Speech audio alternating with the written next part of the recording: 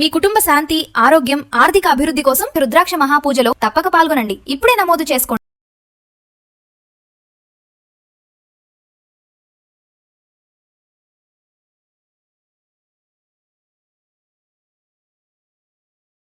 నమస్తే, welcome back to Suman TV. Present మనతో పాటు ఉన్నారు స్టాక్ మార్కెట్ అనలిస్ట్ సుందరరామరెడ్డి గారు. నమస్తే సార్. నమస్తే మ్యామ్. సార్, నిఫ్టీ గురించి మాట్లాడుకుంటే వరల్డ్ మార్కెట్ అంతా కూడా స్టేబుల్గా ఉన్నా కూడా ఈ నిఫ్టీ ఎందుకు క్రాష్ అవుతుంది అని అంటే? ప్రపంచవ్యాప్తంగా లాస్ట్ 1 year అయితే వరల్డ్ మార్కెట్స్ అన్ని స్టేబుల్గా కానీ లేకపోతే పాజిటివ్ బయాస్ మీద నడుస్తున్నాయండి. బట్ ఇండియా లాస్ట్ 2 years నుంచి పర్టికులర్గా and too much up and down అవుతా ఉంది. లిటరల్లీ జీరో రిటర్న్స్ అనమాట మెజారిటీ ఇండెక్స్లు కూడా, except couple of stocks sectors అనమాట. లైక్ క్యాపిటల్ మార్కెట్ కావచ్చు, డిఫెన్స్ కావచ్చు, మెటల్స్ అన్నిటికీ నెంబర్ 1 ఈ సంవత్సరం డిఫెన్స్. ఓకే, పిఎస్యూ బ్యాంక్స్ కొన్ని సెక్టర్సే కొంచెం బాగున్నాయి, మిగతా అయితే almost literally no money at all అనమాట.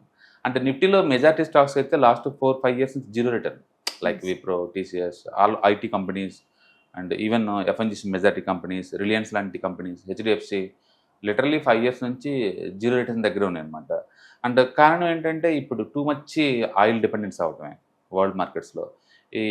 అంటే ఏదో ఒక వార్ నడుస్తూనే ఉంది ప్రపంచవ్యాప్తంగా. వచ్చిన ప్రతిసారి ఆ వార్లు జరిగిందంటే క్రూడ్ ఆయిల్ ఇండియాకి ఎఫెక్ట్ అవుతుంది. ఆల్మోస్ట్ 89% అంటే 90% మనం క్రూడ్ డిపెండెంట్ ఉన్నాం. అండ్ ఎక్కడ ఏ డిస్టర్బెన్స్ అయినా సరే ఇండియానే ఎఫెక్ట్ అవుతుంది.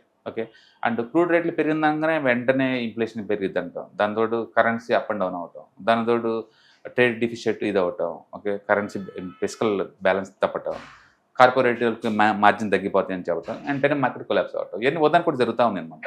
రెండోది, ప్రపంచవ్యాప్తంగా లాస్ట్ 2 years నుంచి and artificial intelligence stocks huge demand వస్తుంది, chip level manufacturing. And Taiwan వాళ్ళకి ఉన్నాయి, చైనా వాళ్ళకి కతుకుతూ ఉన్నాయి, అండ్ జపాన్ వాళ్ళకు ఉంది, కొరియా వాళ్ళకు ఉన్నాయి, అమెరికా వాళ్ళకు ఉన్నాయి. ఇది ఏఐ సంబంధించిన స్టాక్స్. అన్ఫార్చునేట్లీ ఇండియాలో ఏ మేజర్ స్టాక్స్ లేవు, ఏఐ సంబంధించిన కానీ చిప్ మ్యానుఫ్యాక్చరింగ్ కానీ. దాంతో మనీ అంతా అటే వెళ్ళిపోతుంది. రెండోది, ప్రపంచంలో ఇప్పుడు ఏంటంటే ట్రెడిషనల్ అప్రోచ్ పోతుంది, స్లోగా అది మిస్ అవుతుంది అనమాట. సపోజ్ ఇప్పుడు అమెరికాలో ఏదైనా ఎన్విడియా ఉందనుకో, ఎన్విడియా ఒక company is equal to entire Indian stock market.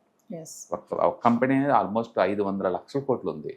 And తైవాన్లో ఈ చిప్ మ్యానుఫ్యాక్చరింగ్ చేసే ఒక కంపెనీ నెట్ ప్రాఫిట్ ఎంటైర్ ఇండియాలో ఉన్న స్టాక్ మార్కెట్లో ఉన్న లిస్టెడ్ కంపెనీస్ యొక్క అంటే ప్రాఫిట్తో సమానం. ఓకే, ఒక Samsung net profit per annum వచ్చేకల్లో ఎంటైర్ ఇండియన్ స్టాక్ మార్కెట్ ప్రాఫిట్తో సమానంగా ఉంది.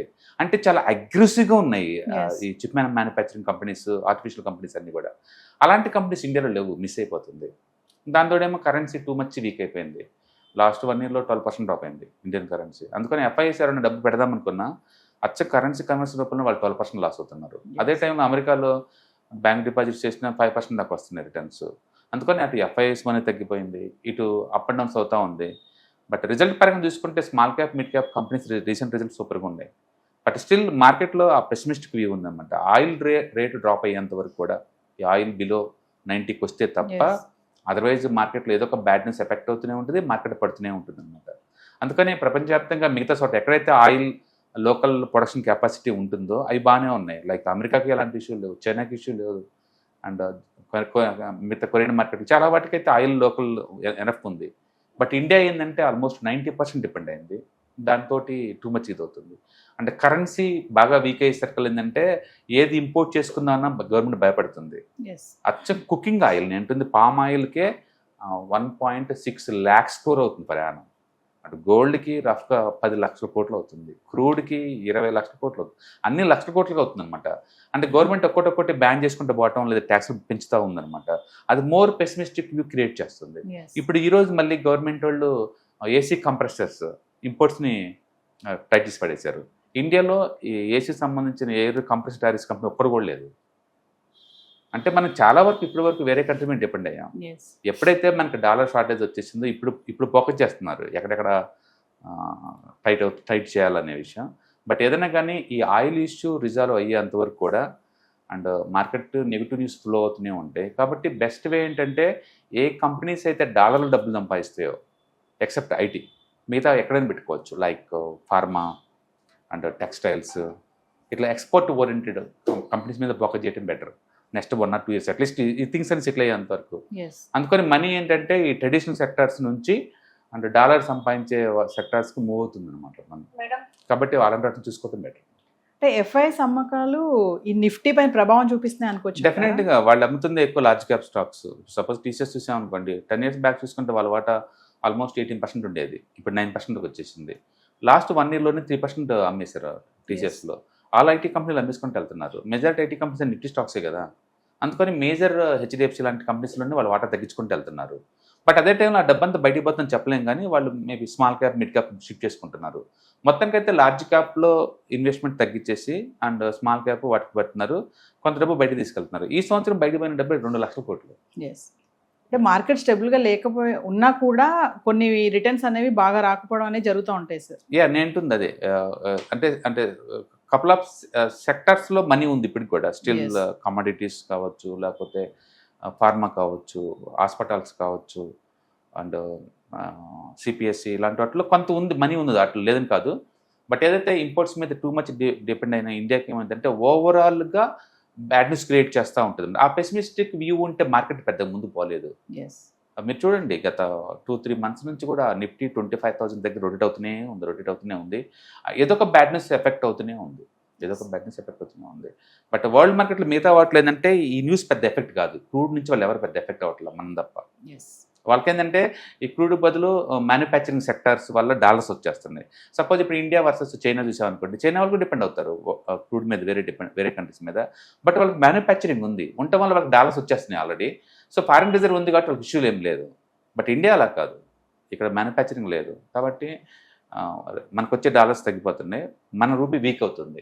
అంటే పర్టికులర్ ఇష్యూ ఏంటంటే రూపీ బాగా వీక్ అవటం.